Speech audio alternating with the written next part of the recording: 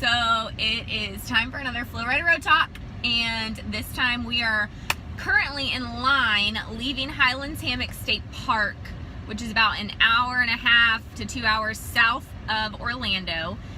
And I figured I'd start here in the line because we'll start with the bad first and then we'll go to the good. Because the camping this weekend, it was apparently their last big weekend of the season, and it was packed. The campground, we were here with a bunch of scout groups, and we were right in the middle of one scout group, and they were just going all night long, which was fine and great for them and really fun, but it was really loud and really crowded, making the line to leave and dump on our way out very long. So we are currently 5 RVs back waiting to leave, and that would be the only real downside to the park. But today, with everyone leaving, the park is great. There's so much space. A lot of the people that are staying on have a lot of room.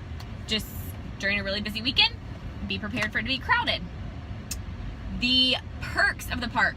It was a beautiful park. Great hiking trails. This was probably the best spot for families with little kids because the trails are shorter. So you can do one trail, it takes 30 minutes, and then you can tell your kids hey, you did a whole trail. Awesome job. But if you want to hike a full day like we did, you're gonna have to just do a bunch of little trails, but they're really, really cool. So there's big, huge 1,000-year-old trees, which were really cool to climb and see and go inside. Definitely really cool. You feel like you're kind of in Jurassic Park. So who doesn't like pretending they're being chased by dinosaurs? There is also a tram ride through the park that takes you back through a restricted section, which I am all about. I love restricted sections. It's great. It got a little long towards the end, but for $5, we were on the tram over 2 hours. A little bit over 2 hours, but it was great. We saw gators and turtles and all the Florida things, and the lady talked throughout the trip and gave us a little Florida history, which was great. You do have to get there early. So Babe got up, was the 5th in line at 8 a.m. and the people right behind him got the last tickets for the tram, which on the weekends leaves at 1:30. So we were gone from about 1:30 until a little bit after 3:30.